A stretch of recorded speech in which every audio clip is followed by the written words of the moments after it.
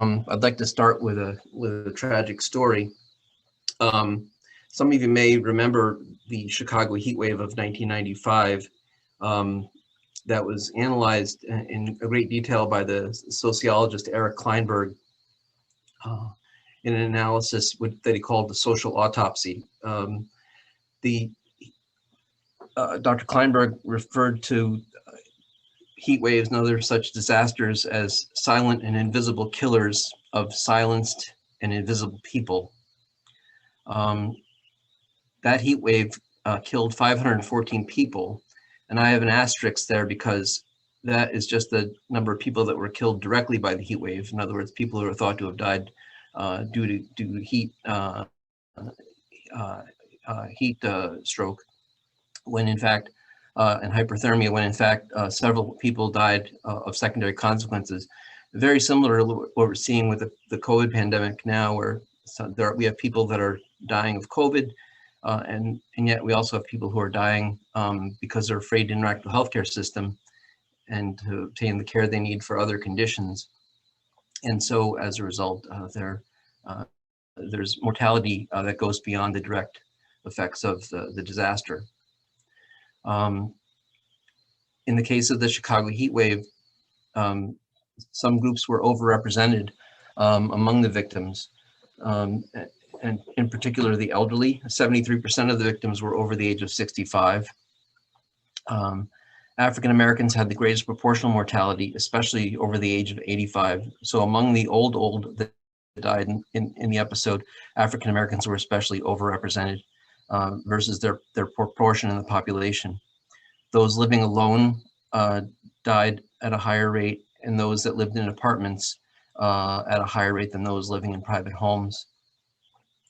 And sadly, those who needed home health care had six-fold mortality versus the baseline population mortality rate. Because of social isolation, the extent of the tragedy didn't become evident until several days after the heat wave in a series of grisly discoveries, as people who had no loved ones or neighbors making contact with them were found days after they had died. There were several structural failures that led to this, and what underpins all of this is what we call the ecological framework, which is a public health concept that looks at what we call upstream determinants of health, things that we wouldn't necessarily think of as part of a disease process, but lead to tremendous health problems as a result. Just taking the heat wave itself as an example, at the individual level, there may be the individual who was affected not having the cognitive wherewithal to get themselves to a safer environment, or they might not have the means physically to get to a place where there might have been air conditioning available. Although at the time of this heat wave, there were massive power failures that led to a loss of air conditioning even where it existed. At the interpersonal level, there would potentially be a lack of interpersonal relationships, so that there was no one available to help the person to get to the care that they needed or the protection that they needed in the crisis. At the institutional and community level, there may have been a lack of engagement with the community or inadequate social supports available in the community to assure that people who didn't have immediate family or close friends could be looked after in a crisis like this. And lastly, at the social and policy level, it was found that the government's approach to crises like this wasn't structured adequately in a way that would reach out to people that weren't empowered, that weren't readily visible to society, and the cost was staggering.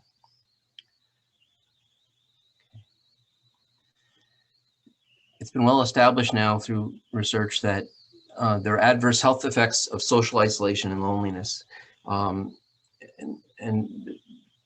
these are not simply associations, although some of them still are at that level. In other words, it's very easy to draw relationships between things when it comes to disease, but when it comes to causation, it's much more difficult to prove a cause and effect relationship between some things. However, in the case of these health effects, we have identified several mediating factors that do link them.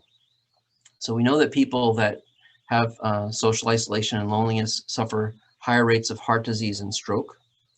They have worse heart attack and heart failure outcomes. In other words, after one of these events has happened, if you follow them compared to people who have good social support or who aren't lonely, they fare worse, all other things being equal. They have increased risk of dementia, depression, anxiety, and suicidal ideation. They also carry a heavier burden of chronic disease and functional decline. One thing that's important to keep in mind about the effect of social isolation and loneliness on health is that it's a two-way street. In other words, poor health impacts the level of social isolation, and the burden of disease and functional impairments increase social isolation. And at the same time, social isolation and loneliness increase the risk of developing these conditions. So it can become a vicious cycle. Social isolation and loneliness is associated with excess mortality that's comparable to smoking, obesity, alcohol abuse, and sedentary lifestyle. And that's regardless of age. In other words, people, if you have an expected death rate in a population and you compare it to the death rate among people, for example, use tobacco, you'll see that the people that use tobacco have a higher death rate than the population at large. Social isolation and loneliness have a similar degree of effect on mortality as things like smoking and obesity that are well-established causes of earlier death. Abuse is another very important adverse health effect that's related to social isolation and loneliness, especially in a setting where not only is the individual isolated, but so is the caregiver. And I run into dyads like this quite a bit, where a caregiver is the only caregiver for the person. It might be an only child or other close relative, or potentially a frail older spouse. And because of the lack of social contacts and context and support, what could have been a good relationship previously could devolve into an abusive relationship. And as you know, that abuse can take many different forms, from emotional abuse to physical abuse to financial abuse.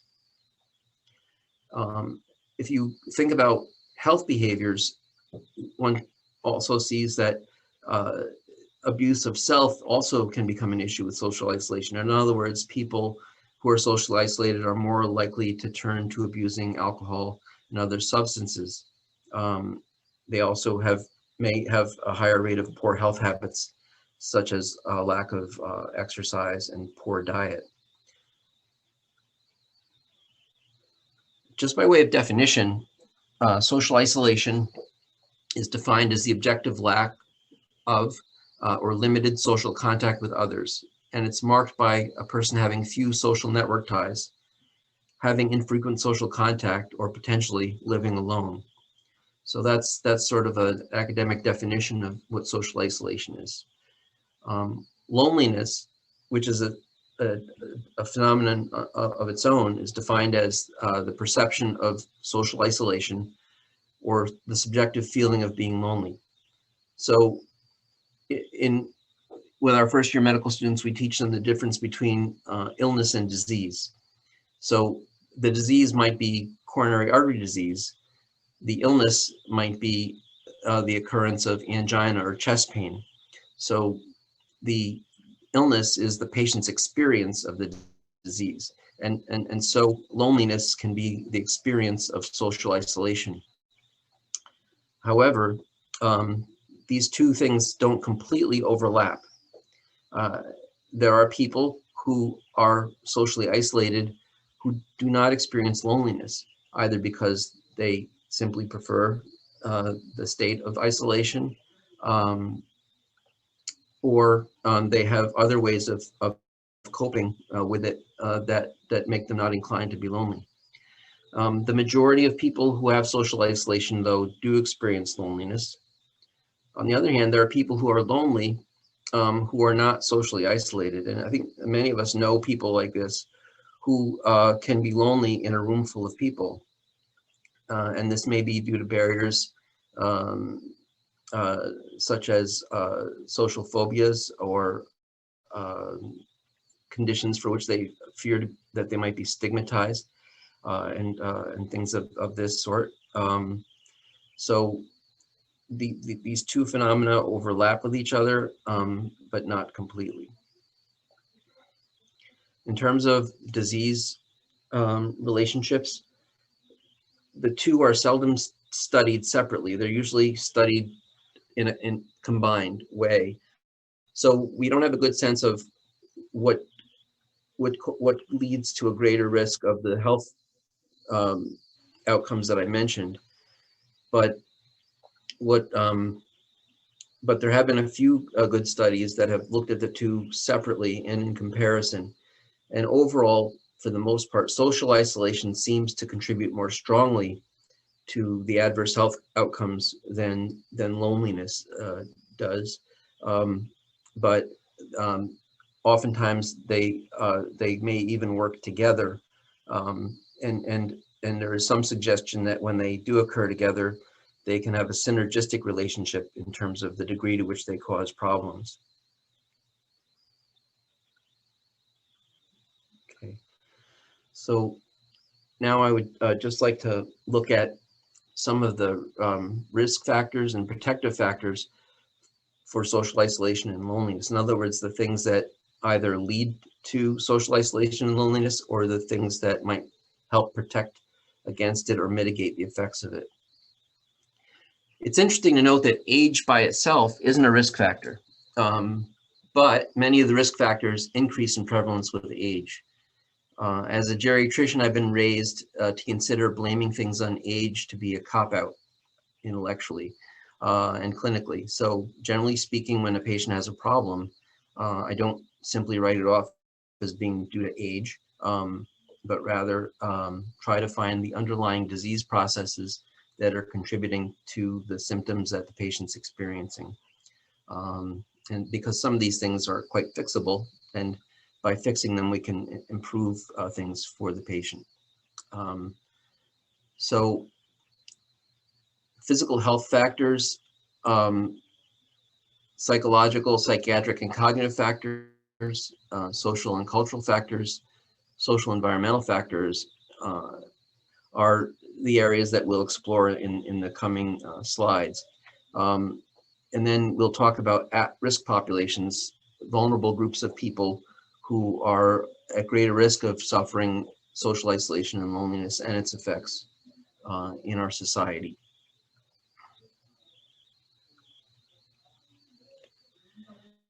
So when we talk about physical health factors, we're talking about chronic disease and conditions. And as people age, they're more and more likely to have multiple chronic health conditions.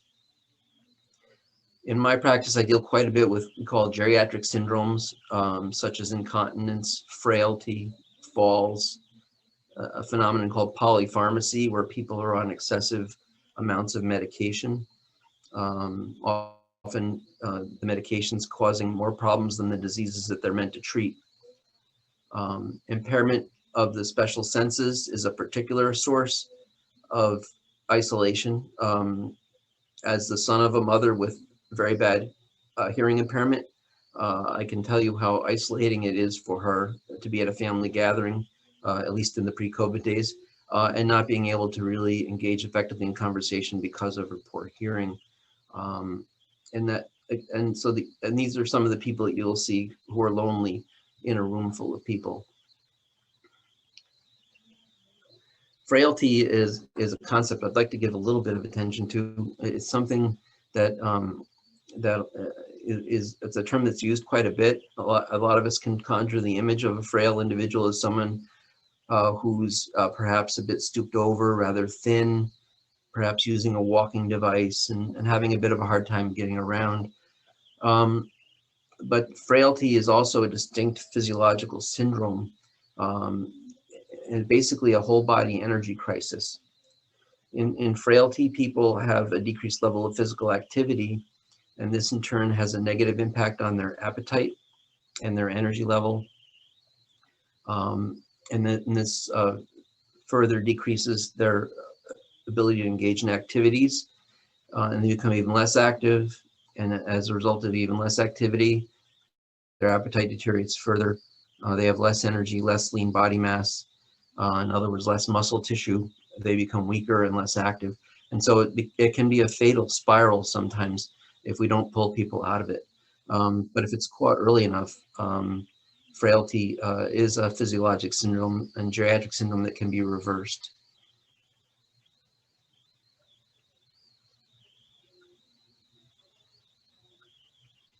Just move to the next slide.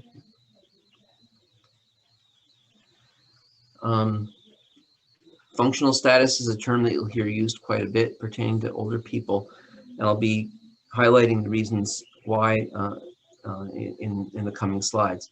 So you'll probably are familiar with, or at least have heard the terms activities of daily living, and these are how we assess someone's functional status. So the basic activities of daily living are the things that you and I did this morning to get ready to join this meeting, at least from the waist up anyhow, in this pandemic time. Bathing, dressing, transferring, toileting, grooming, and feeding oneself. These are the basic activities of daily living. The instrumental activities of daily living are things like using a telephone, preparing meals, managing finances, and so on. The things that we do to function in society, to keep the lights on, to get to appointments, to carry on employment. And then the advanced activities of daily living are occupational skills, civic activities, membership in clubs, committees and things like that, participating in sports and hobbies. These aspects of functional status, or domains of functional status, have different purposes to me as a clinician. So the advanced activities of daily living I think of as sort of my antenna to detect problems early in their course. So when someone withdraws from a regular activity that they've enjoyed for years, that can be a signal of an underlying problem long before it becomes otherwise evident. For example, people with depression or early dementia, or both, will often withdraw from previously pleasurable activities, such as playing bridge or attending group activities and things like that. Of course, this was much easier to detect in the pre-pandemic period because people were actually able to get together for these activities. Now, with the pandemic on, that somewhat blinded me to be able to detect such changes. When people's instrumental activities of daily living become impaired, it becomes evident to me in the form of missed appointments, someone's phone being turned off because the phone bill wasn't paid, a decline in nutritional status because they're not eating healthy foods anymore. They're eating TV dinners that are high in sodium, and now their blood pressure is higher and they're getting swelling in their feet and things like that. So the IADLs can affect the health in slightly less direct ways, but are also an important indicator for a decline in functional status. And then lastly, the importance of the basic activities of daily living is when these fall apart, the person's health suffers fairly quickly, because a deficit in any of these areas very readily leads to a decline in physical health and very quickly become apparent to those around the person. If these activities deficits aren't met or are overlooked when someone's being discharged from the hospital, for example, they're very likely to end up back in the hospital in short order, because if they can't feed themselves and nobody's helping them to do it, they're going to get dehydrated fairly quickly. So these domains of function all have important roles to play and are critical pieces of everyone's life.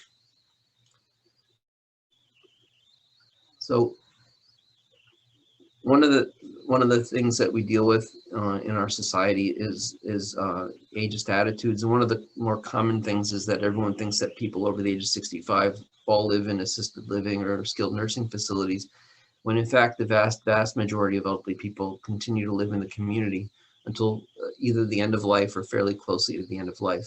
However, if you look at this bar graph, which I'll point out starts at 80%, so this isn't the full height of these columns, but you can see that overall for people over age 65, about 95%, 96% still live in the community. And if you break that down by age groups, from 65 to 74 years, a very small percentage of people live in a skilled care setting. And then by age 75 to 85 years, that's increased to 3.5%. But then over age 85, you can see there's a very marked increase in the percentage of people that don't live in the community any longer, but live in a skilled care setting, or at least an assisted living type setting. Now, what's underlying that? What underlies that is we call in geriatrics the primacy of function. In other words, as people have an increase in their functional deficits in these various domains, their need for help from others increases. And depending on the level of social support that they enjoy in the community, if those needs can't be met in the community, they end up needing placement in a skilled care or assisted living setting. So this is a really important concept to grasp when it comes to viability in the community, and part of the mechanism of how social isolation is so devastating to people's health. This picture is taken from the home of one of my patients several years ago. I call this the Cockpit Sign.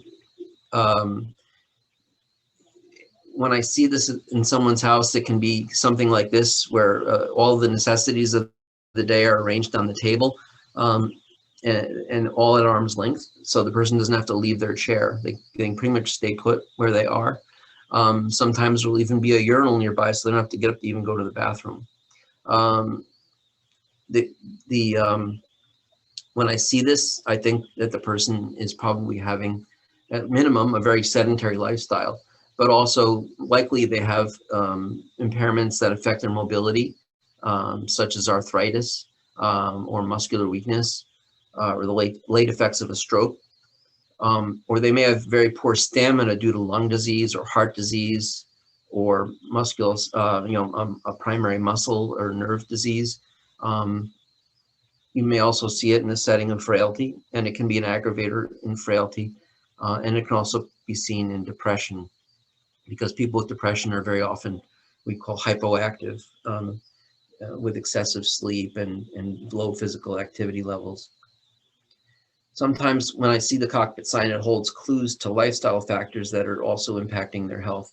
So in this case, we see a pack of cigarettes and a lighter right next to the pulmonary medications, the inhalers that are meant to deal with the lung disease that followed from the cigarette smoking, and so on. So there are a lot of things that you can draw from this type of a scene.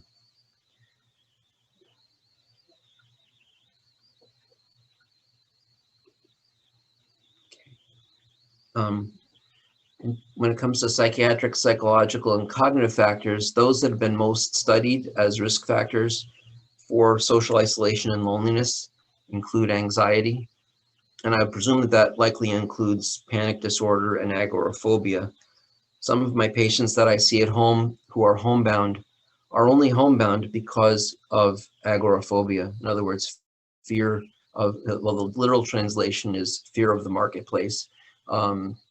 The clinical reality is usually fear of leaving the home, and so these patients are isolated as a result of that particular psychological condition.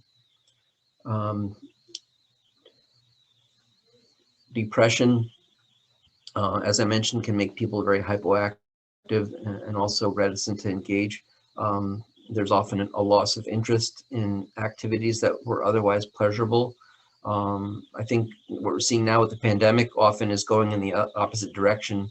In other words, the isolation that's been imposed on people is contributing to depression, because, as I mentioned, all of these things are a two-way street.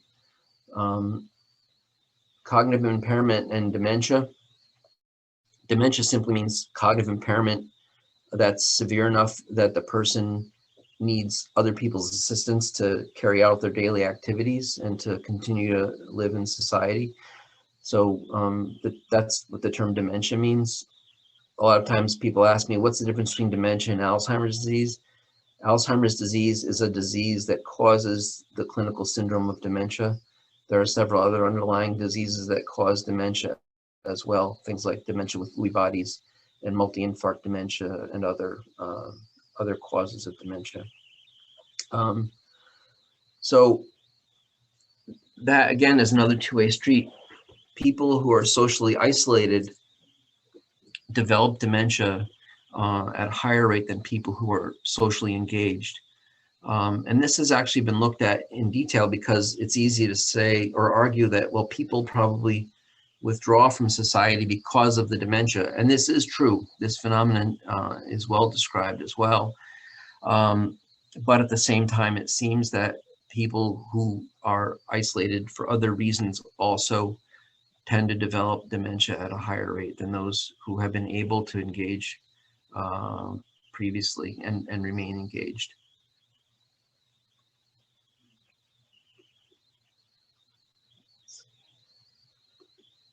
All right. So how to recognize depression? Older patients are less likely than younger patients to say, I'm depressed, or to say I'm sad, or anything along those lines. One of the most dangerous things about depression in the elderly is they often instead complain of physical symptoms, whether it be stomach upset, loss of appetite, low energy, fatigue, and this can lead to, and often rightly so, lead to a full medical investigation looking for underlying physical causes for their symptoms. But sometimes these investigations can be invasive tests like endoscopies or scans that expose the patient to risks of complications of those procedures. And even more dangerously, some of these symptoms might be treated empirically or symptomatically with medications that produce side effects that can lead to problems. Beyond that, the failure to diagnose depression is associated with increased risk of hospital admission and readmission to the hospital, as well as other serious health ramifications. But also, depression is a significant risk factor for social isolation and loneliness. And again, that works in both directions. One of the tests we use to screen for depression is called the PHQ-2, the Personal Health Questionnaire 2. And it's a very basic screening tool. It's just 2 questions. And if that questionnaire is positive, then we go to a PHQ-9, which is a more detailed screen, a little bit more selective and less likely to overdiagnose depression than the PHQ-2. But the PHQ-2 has the advantage of being very quick and fairly effective. Not a lot of false negatives with it or false positives with it. It's a really good screen. So the reason I bring this up isn't that I expect people to start going out and using these screens, but just because the items in the screens kind of highlight very nicely the symptoms and signs of depression. So I'll just walk you through that. And watch the time here. So these are the questions that we ask on the PHQ-9. The PHQ-2 is simply the first 2 questions of the PHQ-9.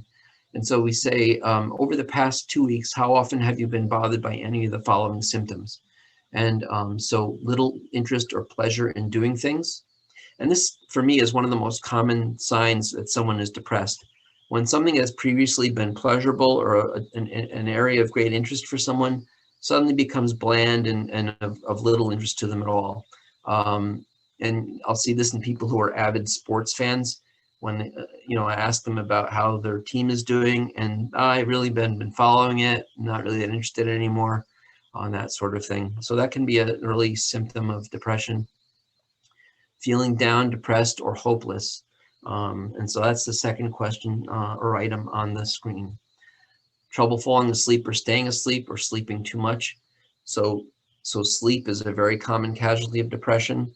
All too often, instead of exploring the possibility of depression with our patients, we might instead jump to, or they might request, a medication to help them sleep. And that may even sometimes aggravate the situation. Feeling tired or having little energy. Again, that often can be misconstrued as a physical symptom and related to some other underlying medical condition, which it could be. But on the other hand, it could also be a symptom of depression. Poor appetite or overeating is another area of where we might think of it as a physical symptom, but it can also be an emotional symptom as well. Feeling bad about yourself, that you're a failure, that you've let yourself or your family down. People who are depressed often feel that they're a burden to others, or that others would be better off if they weren't around. And that can be a very dangerous feeling when it comes to risk of suicide. Trouble concentrating on things such as reading the newspaper or watching television, attending to a program that they've been following for a long time, suddenly not being able to keep up with the plot line, that sort of thing. Moving or speaking so slowly that people around you can tell, that they actually will comment on it, that you appear to be slowed down. And then thoughts that you would be better off dead, or of hurting yourself in some way. So it's important to know that when you think that someone is possibly suicidal, if you ask them about that, you're not going to put the idea in their head. Rather, it's more likely to be helpful for them to know that somebody cares and is engaged. And if you do think that someone is suicidal, there are things that you can do to help intervene to protect them from having that happen. I just retired from the Army Reserve, and as you may know, the military has suffered from a terrible epidemic of suicide in the wake of our military engagements over the last several years, to the point that we have way more suicide deaths every year than we have deaths in combat. And in the Army, we used an acronym called ACE, which stood for ask. So if you think that someone might be suicidal, don't be afraid to ask the question. And if they are, the letter C stands for care, and that means stay with them, don't leave them alone. And then the letter E means escort, mean get them to the help that they need. And in the Army, that could mean bringing them to the chaplain, or bringing them to medical personnel to help them get the help that they need before it's too late. So these are things that we can do if we think that someone might possibly be suicidal. One phenomenon that I run into with individuals who have behavioral health issues is I call it a clear zone. This is a plate of bacteria with discs on it that are impregnated with an antibiotic. And the antibiotics that the bacteria is sensitive to create a clear zone around them where the bacteria won't go. So I'm using this as an illustration of people that I've had under my care who, by virtue of their behavior or their attitudes or how they treat other people, create around themselves a clear zone where nobody wants to tread. They often are estranged from their families. They've often burned their bridges with agencies that are providing care to them by being verbally abusive to care providers, being very impatient with people who are trying to help, and that sort of thing. But these are people who deserve probably more of our attention and more of our support and more of our empathy and understanding than condemnation or avoidance. So again, this is an area where very often I find behavioral health issues leading to social isolation and loneliness. Um, Social and cultural support factors are among some of the protective things that help us to avoid isolation. Um, but at the same time, there are things that occur in social and cultural areas that lead to social isolation or worsen it.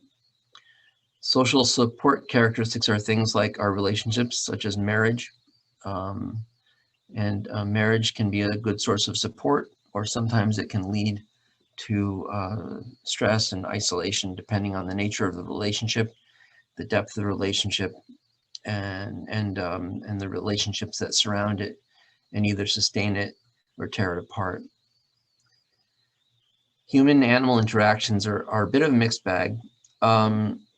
There's not a lot of evidence, unfortunately, that animals are a consistent help as far as social support and loneliness. I know many of my patients have pets, and for the most part, find them to be a great source of comfort and company. Um, on the other hand, I've had some patients with pets who fulfilled that role quite well, but then when the pet died, the individual suffered terrible bereavement and other consequences, up to and including depression. Um, so it can cut both ways when pets are involved. Um, Pets are beneficial in other ways as well. For example, they can help put some routine in the day. If you're a cat owner, you know that that litter box needs to be emptied and attended to. Um, the cat will let you know that it wants to be fed, needs to be fed. If you have a dog, you know the dog owners um, are likely to get more exercise because the dog wants to be taken for a walk on a regular basis, for example. So pet ownership can bring with it side benefits in terms of activity level and social engagement. Um, and so it's not something that I would discourage or discount, but just be aware that it may bring with it also some burdens as well, just like other relationships. Disruptive life events are things like retirement, bereavement, in other words, the loss of a spouse or other significant other, um, and these things that often cut social ties or remove social supports that we've had in place for years. And sometimes we don't miss them until they're gone. Um, I've often had the occasion that a patient has lost a spouse, and deficits that the patient had in their functioning that weren't apparent before that person's death suddenly became glaringly obvious because that person was no longer there to provide those things for them. Widowers actually die at a higher rate than those who are still married. In some circumstances, widows actually live longer. They actually experience a decrease in mortality. And this may, at least in part, relate to the fact that many spouses are caregivers for their their loved one, and that burden of caregiving comes often at a physical price to the health of the caregiver. And so sometimes, beyond the effects of bereavement itself, the relief from that responsibility makes them more able to look after their own health better. And so there may be an associated decrease in mortality with that. However, overall, that kind of loss is usually more of a detriment than a benefit in terms of social isolation and loneliness. Religious and spiritual organizations in general are a tremendous source of support in a lot of ways, even for people that don't necessarily participate in or share in the faith life of the organization. A lot of these organizations provide community supports to their neighborhood, regardless of denomination or participation in religious practice. So there's a lot of good that can be done to help with social engagement through these organizations. And such organizations had a large part in mitigating the effects, for example, of the Chicago heat wave.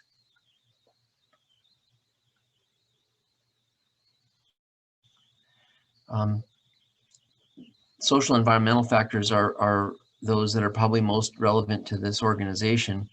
Transportation is vital to people's ability to engage with the community, to attend social activities and medical appointments and things like that. Of course, the pandemic put a big crimp on that. Um, Housing is also an important thing. Housing can either be a way to ease access to the community or a barrier. And here we see someone coping with stairs, trying to get someplace in the building. And if the person had really bad arthritis in their knees, for example, those stairs could become a source of imprisonment in their own apartment. And I have a number of patients who can't leave their apartment or their home because of stairs. Um, At-risk populations include people such as immigrants and LGBTQ people as well. Immigrants, in particular, when it's been studied, tend to suffer disproportionately from social isolation, while LGBTQ people tend to have a disproportionate experience of loneliness.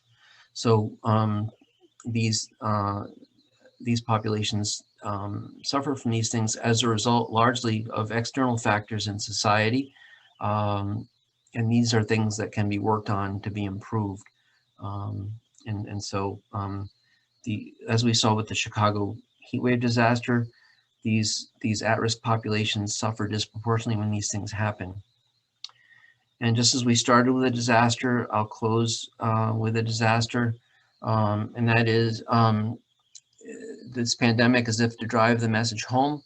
Um, Disasters lay bare ongoing disparities. So if we didn't think that there were still disparities in our healthcare system, in our society at large, this virus has shown that these disparities still very much exist. Um, Disasters like this also highlight the oversized influence of upstream determinants of health, as we've outlined with the ecological model. Um,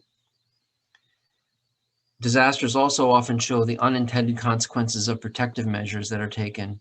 And we know that our efforts to protect ourselves from this virus have led to unintended consequences related to social isolation and loneliness. However, this virus is a virus. It's not a person. It doesn't care what news channel you watch, what political theories you ascribe to, or anything else. It's a virus. It's a self-replicating machine. It's just looking for its receptor. When it finds it, it reproduces and it causes disease. And in our country, it's done this to the tune of over 500,000 deaths.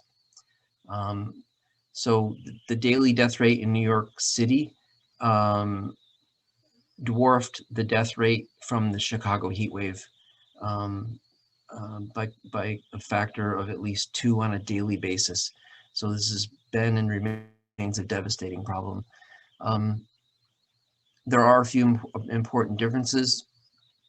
In this case, in the case of Chicago, people that were isolated were disproportionately affected by the heat wave. In the case of the pandemic, so many of the people that we've lost were people who are highly engaged with the community. I mean, if you've seen any of the eulogies on the news programs of people that we've lost from the pandemic, but very many of them have been people that are very highly engaged in the community, whether uh, as members of civic organizations or as members of public-facing service occupations such as transportation.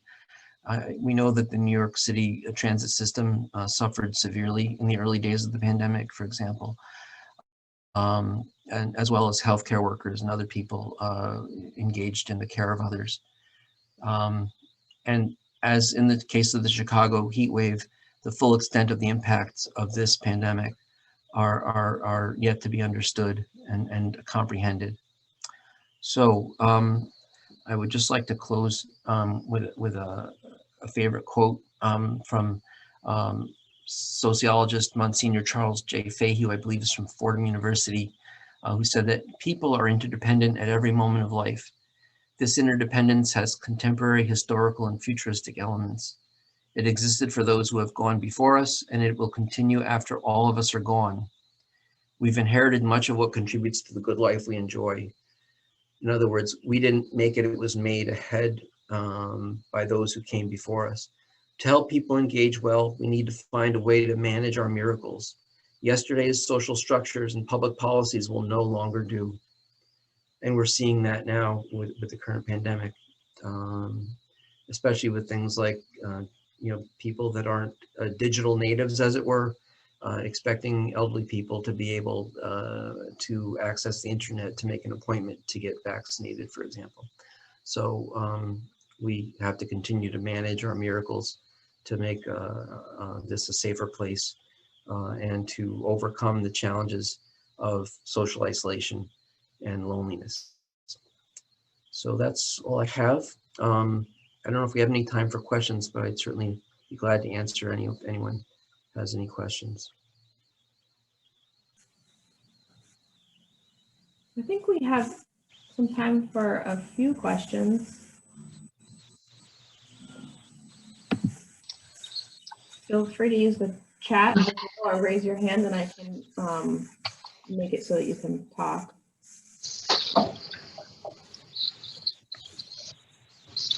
Diane, I think you should be able to speak. Okay. Hello, everyone. Diane Conroy-Lasavita from Colony Senior Service Centers. Kevin, as a provider of senior services and seeing kind of what we witnessed over the last year, I'm wondering if there are suggestions or recommendations that you would make in regards to try to re-engage people as individuals become vaccinated and entities begin to open up. Well, probably the biggest challenge there is being able to convince people that it's safe to do so. I think that's one thing, but also to make sure that at the same time we're doing it safely. I think we still have a lot of unknowns as far as the ability to transmit the disease after one is vaccinated. That's something that's being very carefully examined because there is some concern that individuals who are vaccinated, even though they may be protected from developing clinically overt disease, could they still, for example, develop temporary, I guess you'd call it colonization by the virus, if you will, and then the ability to transmit it to others who haven't been vaccinated, and that sort of thing. So, but in terms of answering your question as far as how to foster re-engagement, I think definitely important to build trust through openness, and also to hear people, listen to people's concerns. What is it that would keep them from engaging? What do they need in order to feel safe and capable of re-engaging after this period of isolation?